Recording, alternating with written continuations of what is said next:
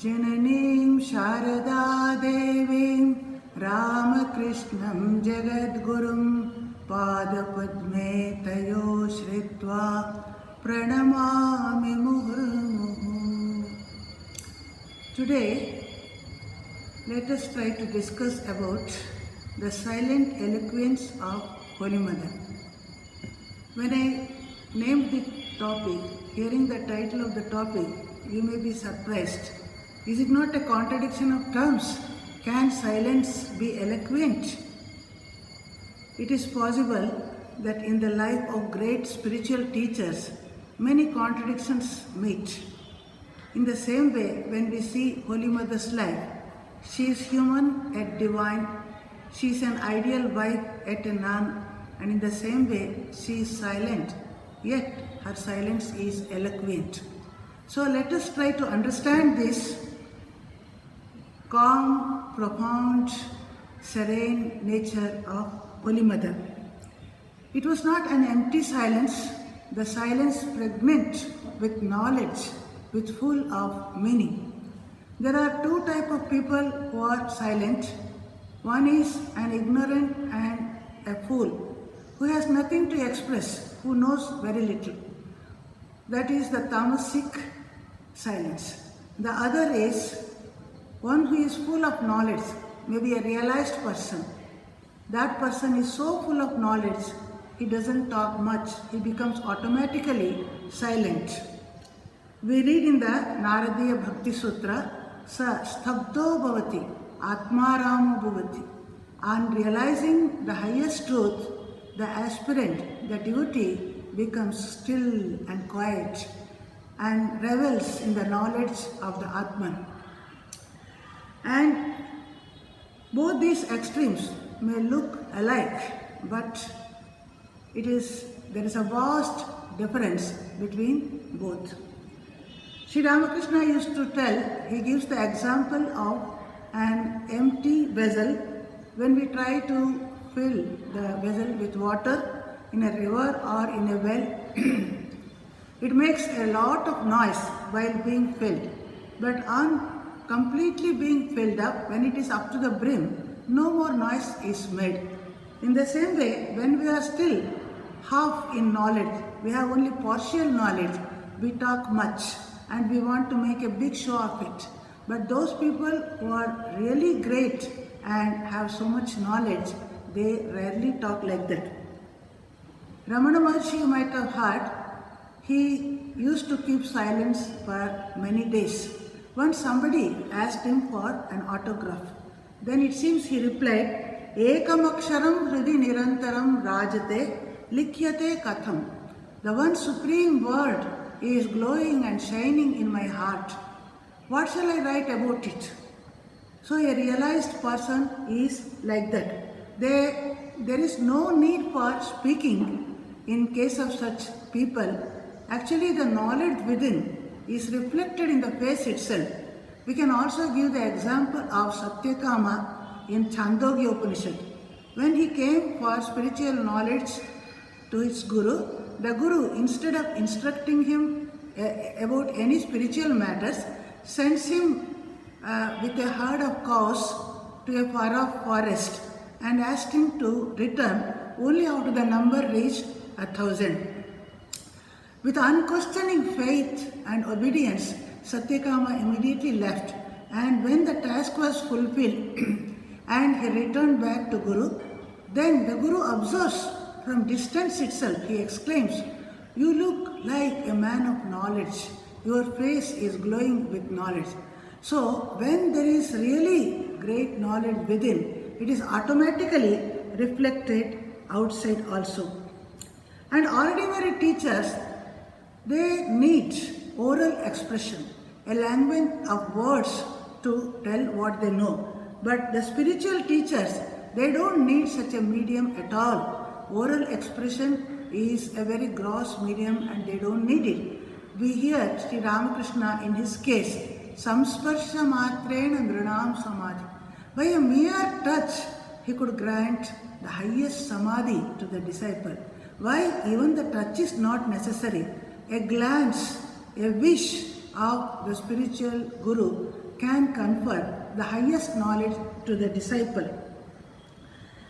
So when we are in presence of great people, such spiritual persons, it is a matter of experience for us that unasked our doubts become clarified. In the Dakshinamurti Stava, we hear how in the presence of the great Guru of Gurus, Dakshinamurti, the disciples had all their doubts clarified. Gurostu mauna vyakhyanam Shishyastu chinna samshaya. By the silent exposition of spiritual matters by Dakshinamurti, all the doubts of the disciples were cut asunder. So here we can compare Holy Mother to such great teachers. So I shall refer to Holy Mother's life and give some incidents also. When Holy Mother visited Chennai, in those days Madras, on her way to Rameshwaram, she stayed for a few days at Chennai, and at that time Swami Ramakrishnananda was in charge of the center. Then many of the devotees inquired him whether Holy Mother would be giving a spiritual discourse. Then when they got a negative reply from Swami Ramakrishnananda, many of them were utterly disappointed and they left back, it seems. So the intellectuality, that is the yardstick, the measure by which we judge the spiritual quality of a person. And Swami Vireshwaranandaji Maharaj, the 10th president of Ramakrishna Order, he narrated this incident and he concludes saying, if they had only cared to sit for a few moments at her feet, they would have been immensely benefited. For those who breathed the spiritual atmosphere in her presence, they were cured of this malady of worldliness and their lives were transformed. And when we take Sri Ramakrishna's case, we find he had the glory of knowledge. He used to constantly speak with the devotees day and night, so much so that he even contracted that deadly disease, the cancer. In spite of it, even when the devotees and doctors and well-wishers were warning him that talking would aggravate his disease, not caring for his disease, out of compassion, he constantly spoke. And what he spoke was so voluminous and only a part of it could be recorded by Master Mahashaya Mahendranath Gupta in the Kathamrita or the Gospel of Sri Ramakrishna. Because Master Mahashaya did not visit Sri Ramakrishna daily, he visited occasionally and whatever he heard only he could record. And if we take Swami Vivekananda, we know he was an orator by divine right. He was supposed to be a cyclonic monk and he thrilled the audience by his oratory and that great spiritual knowledge. And whatever he wrote, that could not be contained even in 10 volumes of complete works of Swami Vivekananda, because everything could not be recorded at all. And when we compare Holy Mother Sri Sharda Devi with these two people, we find that Mother never lectured from any platform. She never wrote any book or any article, and in fact she lived almost her entire life behind the screen as if. And after Sri Ramakrishna's Mahasamadhi, of course she comes into contact with many devotees and disciples, but even then we find she used to be covered by a thick veil from top to bottom and only her holy feet were visible for the devotees, especially in the case of male devotees. Not only that, when she spoke also, she would speak in such mild and soft tone, whispering tone, that she needed an interpreter like Gulabma or Yoginma or somebody else to utter loudly whatever she wanted to convey. So we may feel, why is this play of hide and seek? Holy Mother has come to this world to impart the spiritual knowledge to everyone. But why she is playing like this? For this we can reply, the first reason is the situation in those times. The society was such that the social restrictions regarding caste, etc., were so strict that Holy Mother, being born in those days, and not only she was that a Brahmin and born in a high caste, and again she was a widow, and for such people the restrictions would be very tight, and that was one reason. The secondly, by nature Holy Mother was extremely shy, Lajja Patavruta as she is called, and she by her nature she preferred to be silent or speak less. And thirdly, even when the direct disciples of Sri Ramakrishna, they never actually perhaps understood the future great role that she was going to play as the world teacher or the universal mother. So they preferred to keep her privacy, and they thought that they were protecting her privacy by keeping her secretly hidden within their hearts. They didn't want to expose her to the public gaze at all. In this connection, we can mention an incident also where Swami Vivekananda, he thought of making mother's greatness a little more public, and Swami Yogananda, he warns him. He says, brother, don't you remember Sri Ramakrishna had told once that when many people start knowing about his greatness and many people will realize his glory as an avatara, then his body would not be in this world for a long time. The same will be the case in the case of Holy Mother also. So as more and more people come to know that she is the Divine Mother herself and start visiting herself, who knows, she may wish to withdraw herself and end her this human Leela on this world. So when we see this trio, the holy trio, just like in the Triveni Sangama, Ganga and Yamuna are only conspicuously visible, whereas the river Saraswati cannot be seen. In the same way, in this holy trio, Sri Ramakrishna, Holy Mother and Swamiji, Sri Ramakrishna and Swamiji's presence is felt and seen conspicuously, openly by everyone, whereas Holy Mothers remain behind like the Saraswati river. And when Holy Mother visited South India, she visited many pilgrimage places, and she was at Bangalore for some time. Neither the devotees knew her language nor she knew their language. One day, when she, after visiting some temple at Bangalore, she returned back to the Mutt campus. As soon as she entered the Mutt compound, she found many devotees were waiting for her darshan. And as they saw her entering through the gate, they all got up and they all made pranams together. Then, seeing that, Holy Mother was transported to a divine mood, and she graciously and compassionately blessed all of them, and she expressed her regret that she could not talk with them, she could not converse with them in their language. Further, they all immediately said it was not at all essential to speak, merely her auspicious presence itself was enough to elevate them to high level.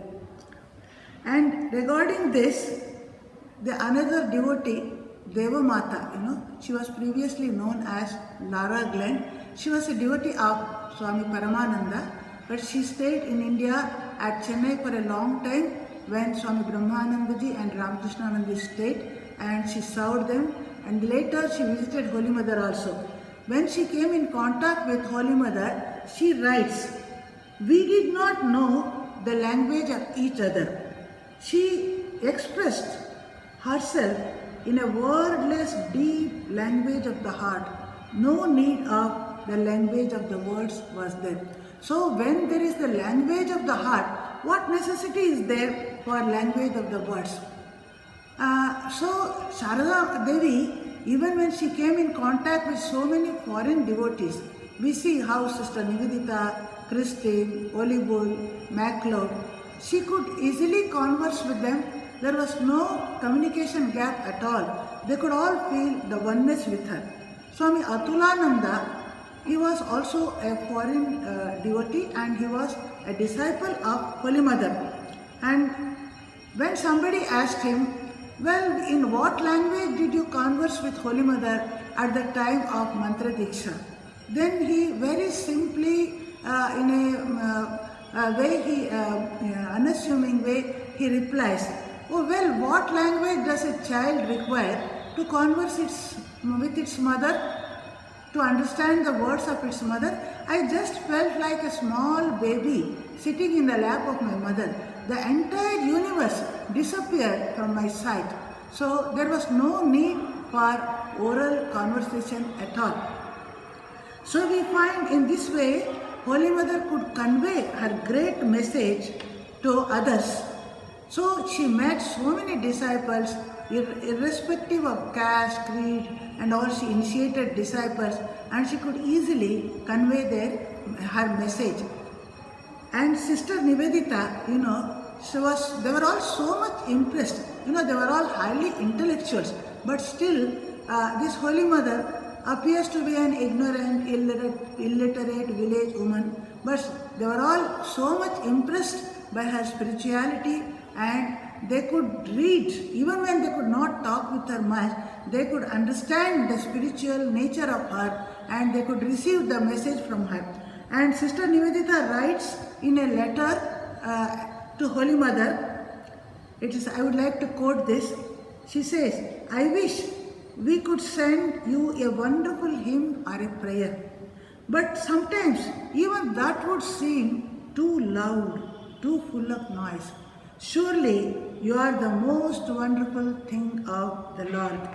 We should be very still and quiet in your presence.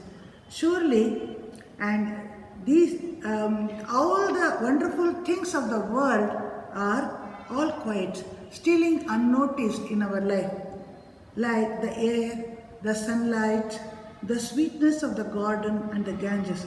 They are all the silent things like you. And she even realized, she says, how foolish it was to practice meditation in Holy Mother's presence. It would be enough to sit near her in her holy presence and without any worries or concerns. In fact, Holy Mother used to warn Master Mahasaya and many other disciples when they visited Jairambati. She would say, there is no need to practice meditation when you are here in my presence. Just be like small child in my presence. That is enough.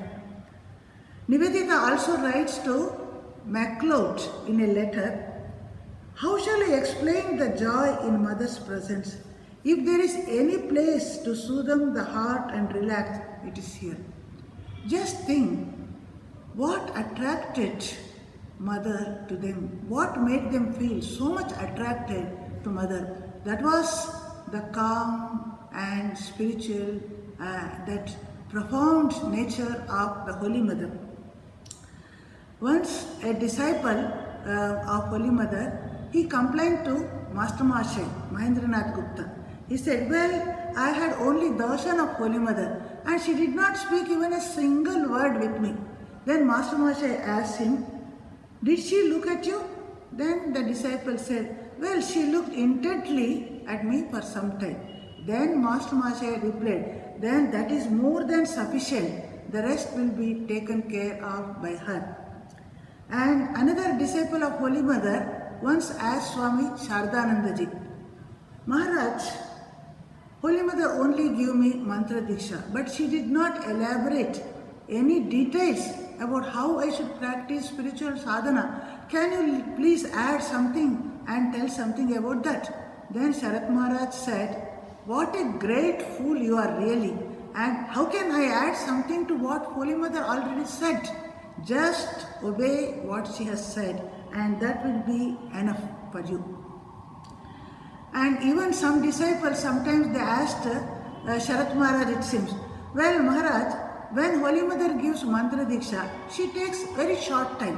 Whereas when you people, Brahmanandaji, Sharadanandaji, Shivanandaji, they took a long time in initiating people. Then Sharat Maharaj tells, Holy Mother has such deep intuition.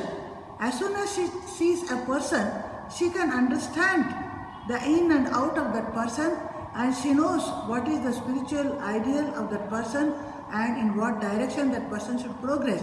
And when she offers a disciple to Sri Ramakrishna, and Sri Ramakrishna immediately accepts him, and she is sure that he is accepted by the master.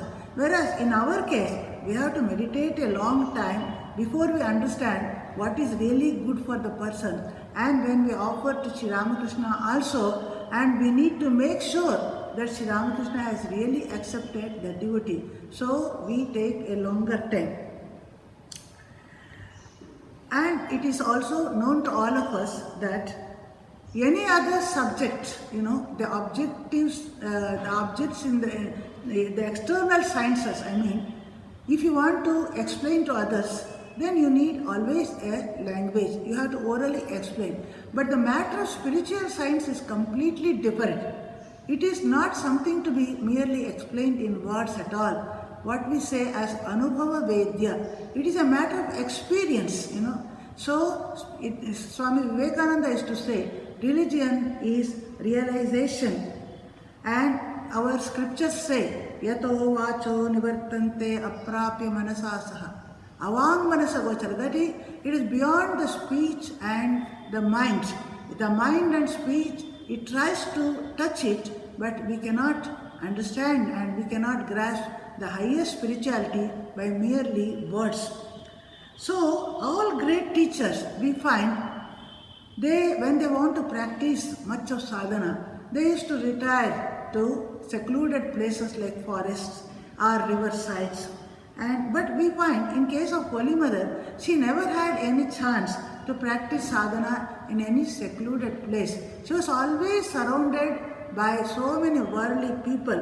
Yet we find how she could easily withdraw herself from all sorts of the distracting elements around. Her entire life itself was like a long stillness of prayer, in the words of Sister Nivedita. It is also a matter known to all of us. When we are extremely happy or extremely grief-stricken, then we become speechless, because the intensity of the emotion, the depth of the emotion cannot be expressed in words. In the same way, the Holy Mother's silent, quiet, affectionate glance, full of love and motherliness, the tender love, it was so full of meaning and so full of profound depth, and no words can explain it. We cannot explain. Just see at the photo of a Holy Mother. Just meditate on her calm silence. It is very difficult to explain that orally in words. Any effort to explain that would only appear to lessen the depth of it and the meaning of it. It is only something tangible and not audible. Swami Vivekananda once says, if one goes to a mountain cave far away from human habitation, thinks noble thoughts, and these thoughts will break through the walls of the caves and reach and influence people wherever they are. So thoughts are so powerful.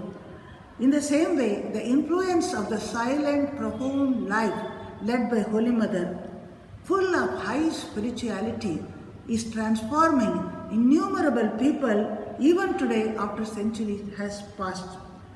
Great people never care for name and fame. As Sri Ramakrishna says, when the flower blooms, the bees come of themselves. And so today, the hearts of innumerable devotees are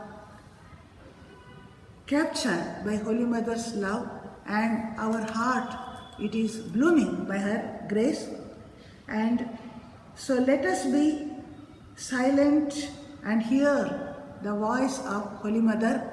Today she has thrown off her veil and waiting to meet all of us who are her children. So may Mother grant a bit of that deep, quiet, silent spirituality to all of us is my prayer. Om Shanti, Shanti, Shanti. Hari Om.